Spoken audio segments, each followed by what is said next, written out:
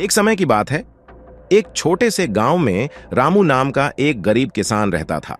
रामू के पास थोड़ी सी जमीन थी, जहां वह कठिन परिश्रम करके फसल उगाता था। उसकी पत्नी सीता और उनका बेटा मोहन उनके परिवार का हिस्सा थे। रामू का जीवन संघर्ष से भरा था, लेकिन उसने कभी हार नहीं मानी और अपने परिवार के लिए हमेशा बेहतर भविष्य की कामना की। एक दिन जब रामू अपने खेत में काम कर रहा था, तभी गांव में एक बूढ़ा साधु आया। साधु ने गांव वालों से कहा कि वह किसी खास जगह की तलाश में है। गांव के लोग उसे आदर पूर्वक गांव के मंदिर में ले गए। रामू भी वहां गया और साधु से मिला। बेटा, तुम बहुत परेशान दिखते हो, क्या समस्या है?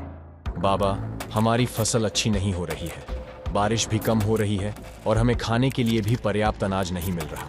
साधु ने रामू की बातें सुनी और एक पल के लिए सोचा। फिर उसने अपनी झोली से एक चमकता हुआ सेब निकाला और रामू को देते हुए कहा, यह एक जादुई सेब है, इसे अपने खेत में बो दो और कुछ दिनों में तुम्हें इसका चमत्कार दिखाई देगा। रामू ने साधु का आशीर्वाद लिया और उस जादुई सेब को अपने खेत में बो दिया। दिन बीतते गए और रामू ने खेत में एक अलग ही चमक देखी। जिस जगह पर उसने सेब बोया था, वहां एक बड़ा और हरा भरा वृक्ष उग आया। उस वृक्ष पर ढेर सारे चमकीले सेब लगे हुए थे।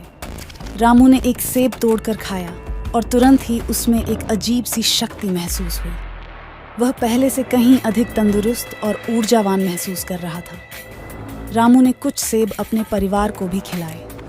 सीता और मोहन भी खुद को ताजगी और स्फूर्ति से भरा महसूस करने लगे। गांव के बाकी लोग भी इस चमत्कार को देखकर हैरान थे और रामू से उस जादुई सेब के बारे में पूछने लगे।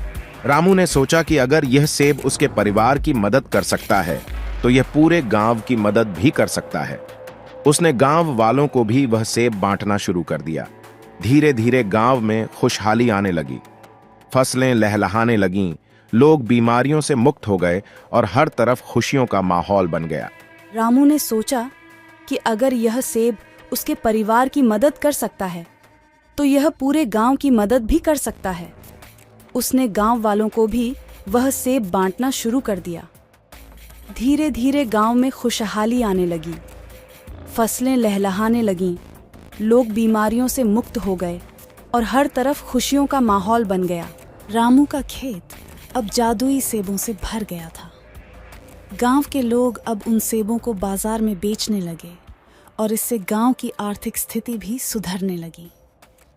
गांव में स्कूल, अस्पताल और नई सड़कों का निर्माण हुआ। रामू की मेहनत और उस जादुई सेब के कारण गांव की किस्मत बदल गई। एक दिन उस राज्य के राजा को उस गांव की खुशहाली की कहानी सुनाई दी। राजा ने सोचा कि उसे भी इस चमत्कारी सेब के बारे में जानना चाहिए। वह अपने सैनिकों के साथ गांव पहुंचा और रामू से मिला। रामू ने राजा को जादुई सेब की पूरी कहानी सुनाई और उसे भी एक सेब भेंट किया। राजा ने सेब खाया और उसने तुरंत ही उस सेब की शक्ति को महसूस किया। राजा ने रामू को सम्मानित किया और उसे अपने राज्य का मुख्य कृषि सलाहकार बना दिया। रामू अब राजा के साथ मिलकर पूरे राज्य में जादुई सेब के पेड़ लगाने लगा। कुछ ही वर्षों में रामू और राजा की मेहनत से पूरा राज्य खुशहाल हो गया। लोग स्वस्थ और सुखी हो गए और राज्य में गरीबी और भूखमरी का अंत हो गया। हर जगह जादुई सेबों के पेड़ उगने लगे और राज्य में समृद्धि का माहौल बन गया। रामू की कहानी पूरे राज्य में एक प्रेरणा बन गई। उसकी मेहनत और सच्चाई ने न केवल उसके गांव बल्कि पूरे राज्य की किस्मत बदल दी। रामू ने साबित कर दिया कि अगर इंसान के मन में सच्चाई और मेहनत हो तो वह किसी भी परिस्थिति में सफलता पा सकता है। रामू, सीता और मोहन ने अपनी बाकी जिंदगी खुशी और संतोष के साथ बिताई। जादुई सेब का वृक्ष उनके खेत में हमेशा के लिए बना रहा और उसकी छाया में उनकी जिंदगी सुकून से बीती। उनके जीवन की यह कहानी सदियों तक लोगों को प्रेरणा देती रही। हमें यह सीखने को मिलता है कि कभी भी परिस्थितियों से हार नहीं माननी चाहिए। मेहनत, सच्चाई और दूसरों की मदद करने की भावना से किसी भी मुश्किल का हल निकाला जा सकता है।